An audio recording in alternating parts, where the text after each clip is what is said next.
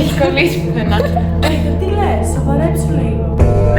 Ναι, ρε μαμά, ξέρω ότι έχω πάλι αργήσει, αλλά σου λέω, έχω κολλήσει στο πεζοδρόμιο έξω από το σχολείο και δεν περνάει κανείς να με βοηθήσει. Συγγνώμη.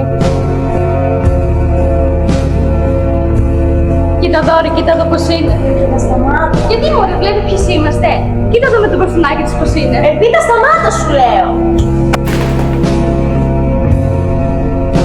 Γιάννη.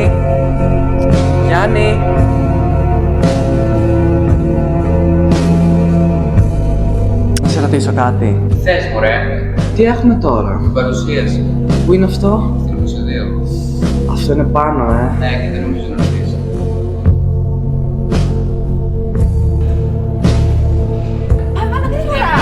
Όχι, πείτε να μου αργήσει, πείτε. Λέει τον τι να μου αργήσει, έλα. Συγγνώμη, δεν ξαναγίνει. Λοιπόν, θα κάνουμε μια παρουσίαση σήμερα με την ανατομία του εγκεφάλου μας, να δούμε λιγάκι λειτουργικές περιοχές, να δούμε τις ελληνικές, να δούμε την μορφολογία του εγκεφάλου, να κατανοήσουμε καλύτερα το εγκεφάλου. Άρα, παρουσίαση. Επειδή εγώ δεν βλέπω, μήπως μπορείτε να μου περιγράψετε τις περιοχές του εγκεφάλου? Ναι, Τζορτίνα μου, το καταλαβαίνω, αλλά δεν θα προλάβω να περιγράφω κιόλας.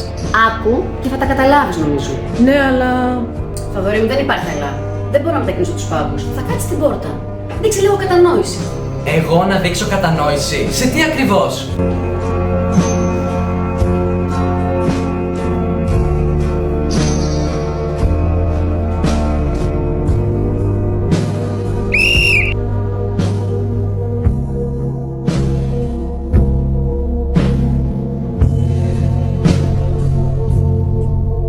Κύριε, εγώ τι θα κάνω?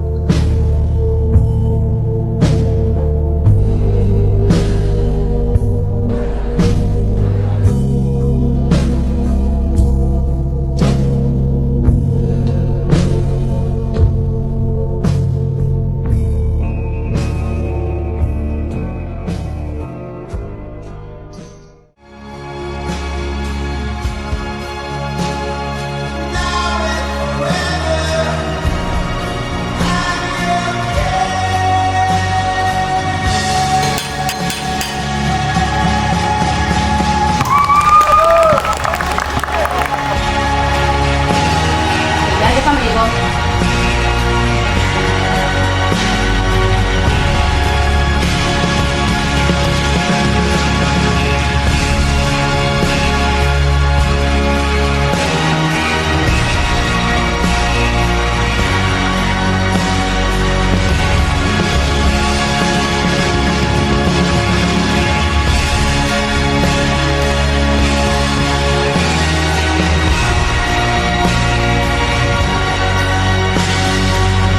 Συγγνώμη.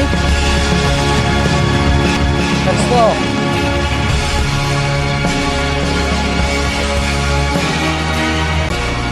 Αμαία. Ναι, παιδιά, υπάρχει όρος αμαία, αλλά όχι υποτιμητικά έτσι όπως το είπατε εσείς.